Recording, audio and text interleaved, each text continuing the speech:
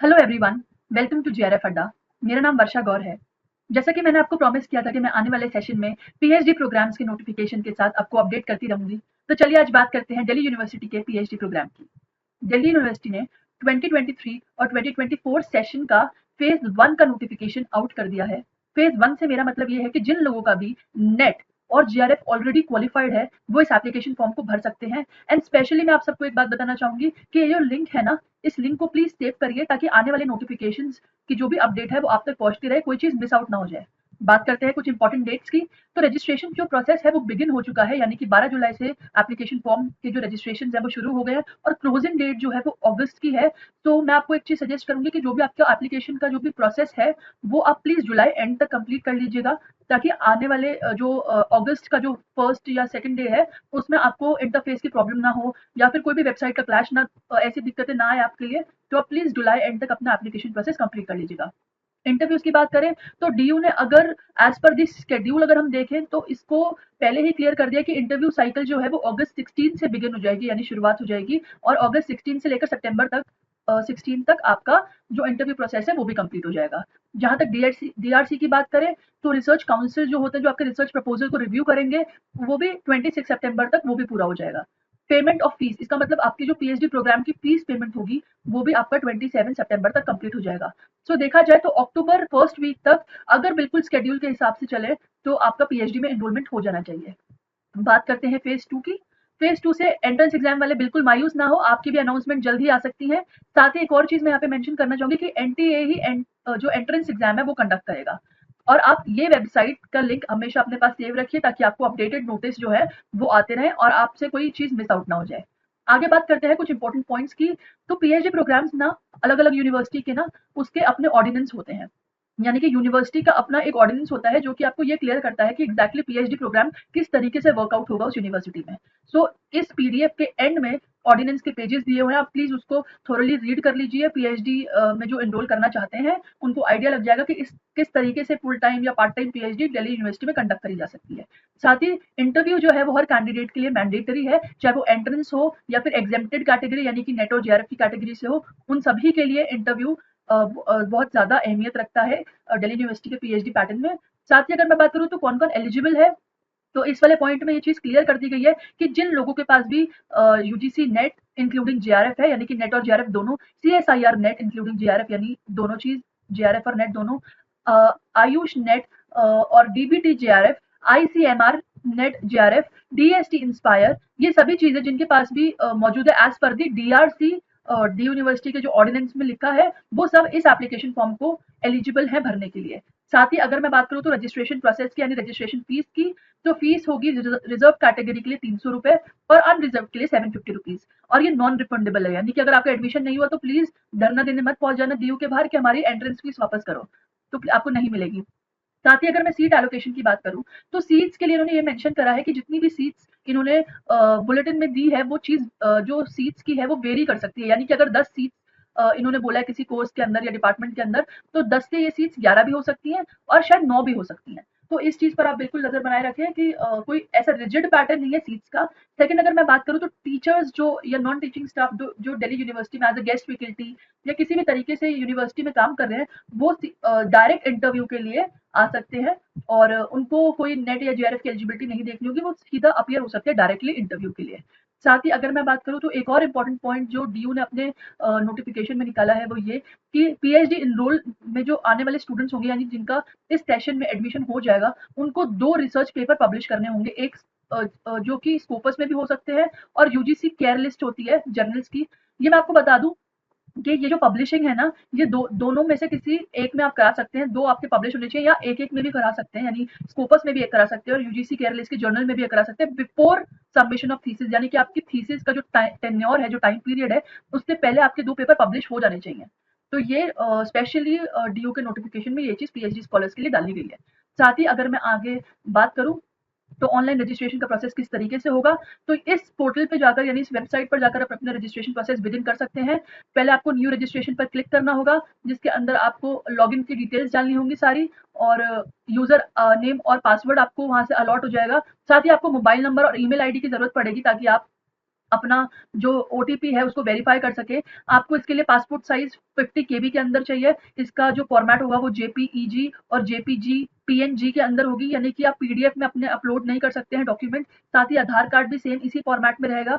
और अगर मैं बात करूं तो आपको ये सारी चीजें हैंडी रखना, ताकि फॉर्म फिलिंग के टाइम में आपको कोई दिक्कत ना हो, आप इधर उधर से चीजें कलेक्ट ना करें। तो पहले से ही अपनी ये चीजें अपने पास रखना। और एट लास्ट ये भी मेंशन किया गया है कि बिफोर अपलोडिंग द डॉक्यूमेंट्स, यानी कि डॉक्यूमेंट अपलोड करने से पहले आप उसको दोबारा चेक कर लीजिए, क्योंकि वो बाद में एडिट नहीं हो सकते। तो ये एक इंपॉर्टेंट पॉइंट यहाँ पर मेंशन जरूर किया गया है। साथ ही जो आपकी जो फीस है ना, फीस यानी कि जो पेमेंट होगी इस फॉर्म की, वो आप प्लीज पेमेंट कंप्लीट जरूर करना, तभी आपका एडमिशन फॉर्म जो है वो फिलअप माना जाएगा। नहीं तो फिर ये आपका खारिज हो जाएगा, यानी कि ऐसा माना जाएगा अगर आपने फीस पेमेंट नहीं करी कि आपका एडमिशन फॉर्म जो है वो एक्सेप्ट नहीं किया गया, यानी एप्लीकेशन फॉर्म जो है आपका एक्सेप्ट नहीं होगा।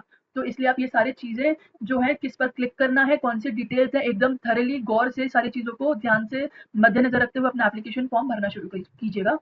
अगर मैं बात करूँ तो रिसर्च प्रपोजल की, तो ये एक बहुत ही इंपॉर्टेंट पॉइंट हो जाता है स्कॉलर्स के लिए, वन ऑफ स्कॉलर्स के लिए, कि जो भी रिसर्च प्रपोजल है ना, आपका जो भी थीम बेस्ड होगा रिसर्च का, वो आपको अपने एप्लीकेशन फॉर्म में मेंशन करना होगा। यानी कि उधर एक कॉलम दिया होगा जहां पर आप अपना डिटेल्स फिल करेंगे प्रपोजल के बारे में, जिसमें आपका प्रपोजल किस थीम पर है वो आप मेंशन करेंगे।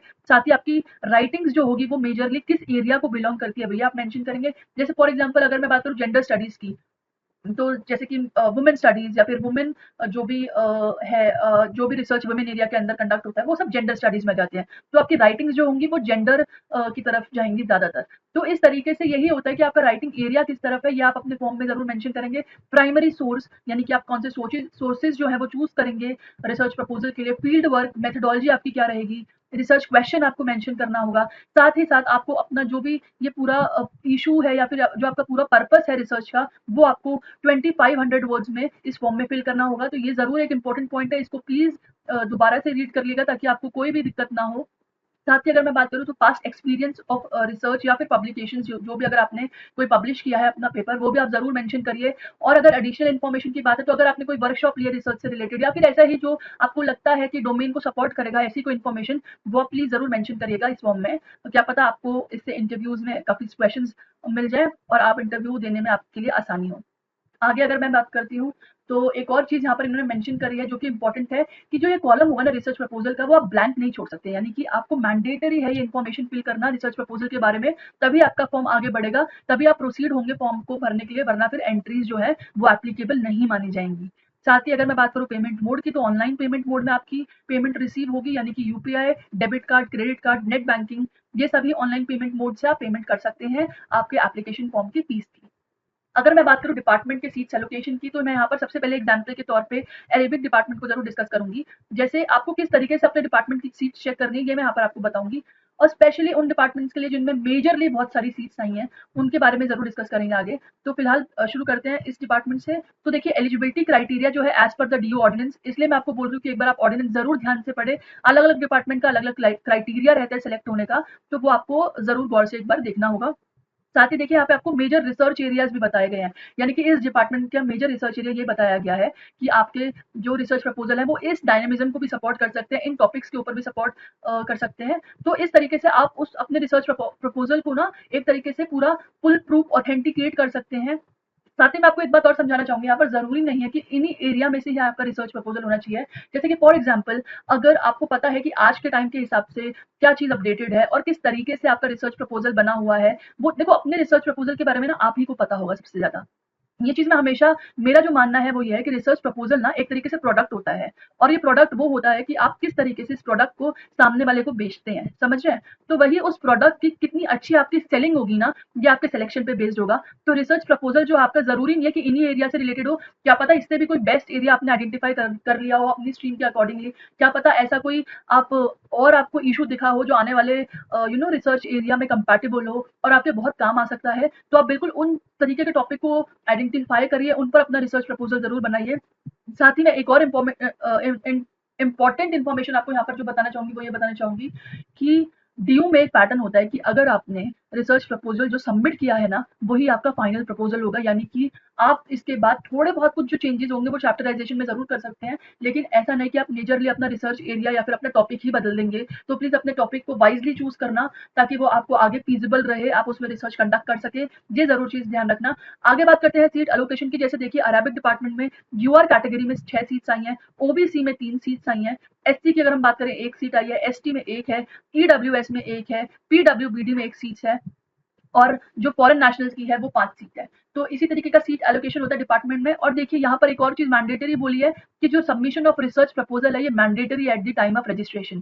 सो इसी तरीके से आप अपने डिपार्टमेंट का पैटर्न चेक कर सकते हैं। जैसे अगर मैं बात करूँ नीचे इंग्लिश डिपार्टमेंट की, तो देखिए यहाँ पे भी एलिजिबिलिटी जो है वो एमए इन रिसर्च 55% माना गया है और एप्लीकेबल रिलैक्सेशंस जो है देखा। तो ये सभी की सभी चीज़ें ऑर्डिनेंसेस में ज़रूर मेंशन करी होगी, तो आप प्लीज़ इस चीज़ को देखिएगा। और नहीं तो आप डिपार्टमेंट भी विजिट कर सकते हैं, स्पेशली जो लोग दिल्ली यूनिवर्सिटी में रहते हैं या फिर उसके आसपास रहते हैं, या फिर कोई ऐसे लोग जो जिनके फ्रेंड्स रहते हैं दिल्ली में, तो वो अपने फ्रेंड्स से फेवर मांग सकते हैं कि प्लीज़ आप क्राइटेरिया ज़रूर पूछ लीजिए जाकर रिसेप्शन पे उस डिपार्टमेंट की, तो इससे आपको हेल्प मिल जाएगी। इसी तरीके से किसी यूनिवर्सिटी को अप्रोच किया जाता है, इसी तरीके से आइडिया लगाया जाता है, प्रोफेसर से बात करी जाती है कि एग्जैक्टली किस तरीके से रिसर्च प्रपोजल बनाना है। बट हाँ, ये नोटिफिकेशन निकल चुके हैं, तो इस हिसाब से आपको ये काम थोड़ा जल्दी करना होगा, और शायद थोड़ा पहले भी कर लेना चाहिए था, बिकॉज़ अब तो फॉर्म की ऑलमोस्ट लास्ट डेट भी 2 अगस्त के आसपास है। तो आप ज़रूर इस चीज़ को लुक आउट कर सकते हैं। जैसे देखिए यहाँ पर भी मेजर रिसर्च एरिया है वो मेंशन करे गए हैं। तो ऐसे ही हर एक डिपार्टमेंट का अपना-अपना सेगमेंट है, जो आपको आपकी सीट्स एलोकेशंस के बारे में बताएगा। साथ ही आपको ये ज़रूर बताएगा कि आपको किस रिसर्च एरिया पे काम करना है। साथ ही ये भी बताएगा कि आपको मैंडेटरी है रिसर्च प्रपोज़ल देना। तो ये अपना इसमें अलग-अलग डिपार्टमेंट का क्राइटेरिया रहता है दिल्ली यूनिवर्सिटी के अंदर। तो आप उसको अपने सब्जेक्ट के हिसाब से ज़रूर देखें। जैसे अगर मैं बात करूँ यहाँ पर कॉमर्स की, तो देखो कॉमर्स में एलिजिबिलिटी क्राइटेरिया भी मेंशन करा गया है, आपको मेजर रिसर्च एरिया भी मेंशन करा गया है। लेकिन फिर से मैं बात करूँगी डायनामिज़्म की, ज़रूरी नहीं है कि आप रिजिड रहें इस रिसर्च एरिया में या इस रिसर्च पैटर्न में, तो ऐसा भी नहीं है। जैसे देखो सीट्स की बात करते हैं अगर हम, तो 16 सीट्स आई हैं यूआर कैटेगरी में, बहुत बड़ी बात हो जाती है पीएचडी एनरोलमेंट के लिए। हाँ, ये सीट ज़रूर वेरी करेंगी, लेकिन ऑफ कोर्स बेस्ट को तो चुनेंगे ही ना यूनिवर्सिटी में। ठीक है, तो JRF candidates, NET candidates please कमर कस लीजिए, आपके पास बहुत अच्छी अपॉर्चुनिटी है और इस पर जरूर काम करिए। ओबीसी की अगर मैं बात करूं कॉमर्स के अंदर, तो 11 सीट्स आई है, एससी के अंदर 6 आई है, एसटी के अंदर 3 आई है, ईडब्ल्यूएस के अंदर 4 आई है, पीडब्ल्यूबीडी के अंदर 2 आई है, फॉरेन नेशनल्स की 4 सीट्स है और रिसर्च प्रपोजल मैंडेटरी है eight the time of admission या रजिस्ट्रेशन। देखिए यहाँ पर ऑलरेडी मेंशन है सब चीजें। तो ऐसे ही आप अपने डिपार्टमेंट के जो है सारे के सारे इंफॉर्मेशन है वो ज़रूर चेक करिए। आपके हिसाब से जो चीज़ यूज़फुल है आप उसको ज़रूर यहाँ पर चेकआउट करिए। जैसे अगर मैं बात करूँ कंप्यूटर साइंस की, तो देखिए कंप्यूटर साइंस में भी as per the DU ordinance eligibility है पीएचडी कैंडिडेट्स की, प्लस यहाँ पर इन्होंने रिसर्च एरिया भी दिया हुआ है। 19 सीट्स आई हैं यूआर कैटेगरी में, तो बहुत बड़ी बात हो जाती है। अगर हम सीट एलोकेशन वाइज़ ही चलें, तो डीयू ने इस बार काफ़ी बम्पर अमाउंट की सीट्स निकाली है पर डिपार्टमेंट की। तो आई गेस बहुत अच्छी अपॉर्चुनिटी है नेट और जीआरएफ कैंडिडेट्स के पास। और देखिए यहाँ पर भी रिसर्च प्रपोजल जो है वो मैंडेटरी कराया है eight the time of registration. तो आप समझ रहे होंगे कि एग्जैक्टली क्या पैटर्न है दिल्ली यूनिवर्सिटी के फॉर्म फिलअप करने का, किस तरीके से आप अपने एप्लीकेशन फॉर्म को भर सकते हैं। और मैं बार बार ये बोलूंगी पीएचडी के टाइम पर ना एनरोलमेंट के या फिर फॉर्म फिलिंग के टाइम पे ना प्लीज ध्यान से फॉर्म जरूर भरिए, क्योंकि ऐसे टाइम पर ना वो आपको ये नहीं चाहते कि किसी पीएचडी स्कॉलर से कोई गलती हो या कोई फॉर्म गलत भर दे। क्योंकि आप समझ सकते हैं कि पीएचडी एक हायर एजुकेशन का हाईएस्ट तरीके का जो है क्राइटेरिया रहता है, यानी कि हाईएस्ट लेवल की पोजीशन रहती है, एक तरीके से स्कॉलरली पोजीशन रहती है। और इस टाइम पर आकर आपसे कोई एप्लीकेशन फॉर्म में कोई गलती हो जाए, ये ऑब्वियसली कोई बर्दाश्त नहीं करेगा, एटलीस्ट डिपार्टमेंट तो जरूर बिल्कुल नहीं बर्दाश्त करेगा। चलिए आगे बात करते हैं पॉलिटिकल साइंस की। यहाँ पर मैं स्पेशली पब्लिक एडमिनिस्ट्रेशन को स्टूडेंट्स को एक चीज गाइड जरूर करना चाहूंगी कि आप लोग बिल्कुल अपना फॉर्म डाल सकते हैं नेट और जीआरएफ कैटेगरी से। ऐसा नहीं है कि सिर्फ पॉलिटिकल साइंस के बच्चे ही डाल सकते हैं, ये इंटरडिसिप्लिनरी है, पब्लिक एडमिनिस्ट्रेशन के बच्चे जरूर डाल सकते हैं। यहाँ पर देखिए रिसर्च की इन्होंने चीजें यहाँ पर बताई हैं। स्पेशली बात बोलूंगी बिल्कुल ही इसी पैटर्न पर बढ़ चढ़कर प्रपोजल ना बनाएं। आपके पास डायनेमिज्म है, पॉलिटिकल, सोशल, ऐसे एस्पेक्ट्स बहुत हैं सोसाइटी पर जिस पर आप अपने रिसर्च प्रपोजल को बना सकते हैं। पॉलिटिकल साइंस एक बहुत बड़ी डायमेंशन है, इसमें बहुत सारी स्ट्रीम आती हैं, उसके अकॉर्डिंगली आप अपने रिसर्च प्रपोजल पे काम करिए। साथ ही मैं बात करूंगी बार बार रिसर्च प्रपोजल को डिपेंड करने की। जरूरी नहीं है कि आपने कितना अच्छा प्रपोजल बनाया है, लेकिन ये बहुत जरूरी है कि आप उसको कितने अच्छे से डिफेंड कर पा रहे हैं। तो इस एक तरीके से देखिए कि जो आपकी क्रिएशन है, जो चीज आपने क्रिएट करी है, ऑब्वियसली आपको ही नॉलेज होनी चाहिए उसके बारे में सबसे ज्यादा। क्योंकि सिंपल सी बात कहूँ तो वो चीज मैंने बनाई है, तो मुझे ही तो नॉलेज होगी इस चीज की। वो चीज मैंने इन्वेंट करी है, तो मुझे ही तो नॉलेज होगी इस चीज के बारे में।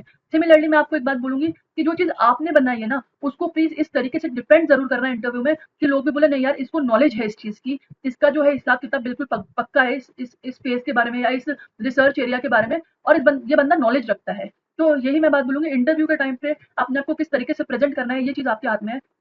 साथ ही अगर सीट एलोकेशन की बात करूँ तो देखिए यूआर कैटेगरी में 16 सीट्स आई हैं, ओबीसी में 11 आई हैं, एससी में 6 आई हैं, एसटी में 3 आई हैं और ईडब्ल्यूएस में 4 आई हैं। साथ ही मैं एक और बात करती हूँ, ये नॉन एंट्रेंस बेस्ड सीट है, यानी कि सिर्फ जेआरएफ और नेट कैंडिडेट्स की एक सीट्स है जो फिल अप होंगी, ठीक है? इसके बाद आपका जो एंट्रेंस बेस्ड होगा उसके अलग क्राइटेरिया रहेगा, उसकी सीट्स एलोकेशन अलग होगी। लेकिन हाँ, ये अगेन वेरी ज़रूर कर सकती है, यानी कि ज़रूरी नहीं है कि 16 की 16 सीट्स पे एडमिशन लेंगे। ये चाहे तो 10, ऑब्वियसली जब कैंडिडेट नहीं मिल रहे हैं इनको, बेस्ट कैंडिडेट या पूरे के पूरे 16 कैंडिडेट नहीं मिल रहे हैं फॉर एग्जांपल यूआर कैटेगरी में, तो कम भी कैंडिडेट्स चूज़ करेंगे ये। तो ये हर एक डिपार्टमेंट का अपना-अपना क्राइटेरिया है और ये उनकी बिल्कुल डिस्क्रिशनरी पावर है, यानी कि उनके ऊपर ही उनकी अथॉरिटी है कि वो किस तरीके से सिलेक्शन लेना चाह रहे हैं। तो इसी तरीके से अगर मैं आपको दिखाऊँ तो हर एक डिपार्टमेंट का अपना-अपना पैरामीटर है, हर डिपार्टमेंट का अपना-अपना पूरा जो है वो प्रोसेस है, उसको आप ज़रूर देखिए। अगर हेल्प डेस्क की मैं बात करूँ तो यहाँ पे उन्होंने इन्फॉर्मेशन दी है दिल्ली यूनिवर्सिटी की तरफ से कि आप इस ईमेल पे अपना जो है मेल लिख सकते हैं। साथ ही कॉन्टैक्ट नंबर भी दिया हुआ है जो कि 10 से 5:30 बजे तक खुला रहेगा शाम के। गवर्नमेंट हॉलिडेज़ और सैटरडे संडे में ये बंद रहेगा। कैंडिडेट्स यहाँ पर लेटर्स भी लिख सकते हैं। साथ ही there is also an information which was given for foreign students जो दोज हु कैन अप्लाई और ask query in the foreign student registry office, so kindly be updated with the address and the email IDs. और मैं यहाँ पर एक और बात आपको बताना चाहूंगी कि जो भी आपका पैटर्न है उसको प्लीज ध्यान से फिलअप करिएगा, ठीक है, ताकि आपकी कोई भी फॉर्म में प्रॉब्लम ना आए। साथ ही देखो मैंने आपको बात बताई थी ना कि यहाँ पे ऑर्डिनेंस भी दिया हुआ है, तो देखो ये ऑर्डिनेंस है, इसको प्लीज रीड आउट कर लीजिएगा अपने अपने डिपार्टमेंट के हिसाब से। आपकी सारी इन्फॉर्मेशन पीएचडी में किस तरीके से आपको क्या चीज जो है वो अपने नोट में रखनी है, कोई चीज आपसे छूट ना जाए, सब कोर्स वर्क, साथ ही साथ पब्लिशिंग, सारी की सारी eligibility criteria as well as यहाँ पर एलोकेशन ऑफ सुपरवाइजर, सबकी इन्फॉर्मेशन आपको इस ऑर्डिनेंस में मिली है। तो प्लीज इसको ध्यान से पढ़िए, कोई दिक्कत ना हो आपको। इस चीज को बिल्कुल अपने है ना नोटिस में रखें सारी चीजें।